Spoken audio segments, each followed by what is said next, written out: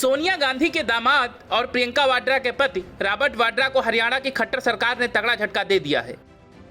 राज्य सरकार ने रॉबर्ट वाड्रा की कंपनी स्काईलाइट हॉस्पिटैलिटी का लाइसेंस ही रद्द कर दिया। कांग्रेस के शीर्ष परिवार के दामाद का लाइसेंस रद्द किए जाने के बाद हरियाणा की सियासत का तापमान बढ़ सकता है। भूपेंद्र सिंह हुड्डा की सरकार ने गुरुग्राम के सिकोहपुर में 3.52 एकड़ जमीन पर कॉमर्शियल कॉलोनी काटने के लिए यह लाइसेंस दिया था। चकबंदी विभाग के तत्कालीन महानिदेशक डॉक्टर अशोक खेमका ने इस जमीन का म्यूटेशन रद्द कर दिया था, जिसके बाद यह मामला राष्ट्रीय स्तर पर सुर्खियों में आया।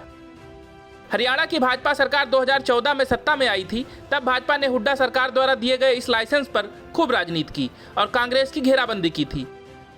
करीब 8 साल की लंबी प्रक्रिया के बाद नगर एवं Gram Yojana town and country planning विभाग ने इस जमीन के लाइसेंस को गलत ठहराते हुए उसे रद्द करने के आदेश जारी कर दिए हैं। जिस जमीन के लिए यह लाइसेंस जारी हुआ था, उस पर अब कोई निर्माण कार्य भी नहीं हो सकेगा।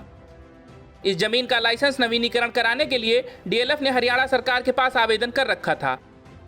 आरोप है कि हरियाणा की हुड्डा सरकार ने रॉबर्ट वाड्रा की कंपनी को यह जमीन काफी सस्ती कीमत पर दी थी, लेकिन बाद में वाड्रा ने अधिक कीमत पर डीएलएफ को बेच दिया।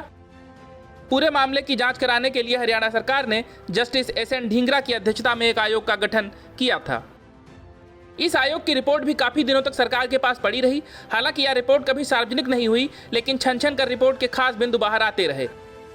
भूपेंद्र सिंह हुड्डा ने इस आयोग के गठन को नियमों के विपरीत बताते हुए अदालत में चुनौती दे रखी है। हालांकि अदालत ने भी आयोग की रिपोर्ट के सार्वजनिक होने पर अस्थायी रोक लगा रखी है। रॉबर्ट वाड्रा की कंपनी स्काईलाइट के लिए इस जमीन की म्यूटेशन हो चुकी थी। 4 जनवरी 2008 में ओंकारेश्वर प्रॉपर्टी प्राइवेट लिमिटेड ने सबसे पहले गुरुग्राम के गांव सिकोहपुर में कॉमर्शियल कॉलोनी के लिए इस जमीन का लाइसेंस लिया था।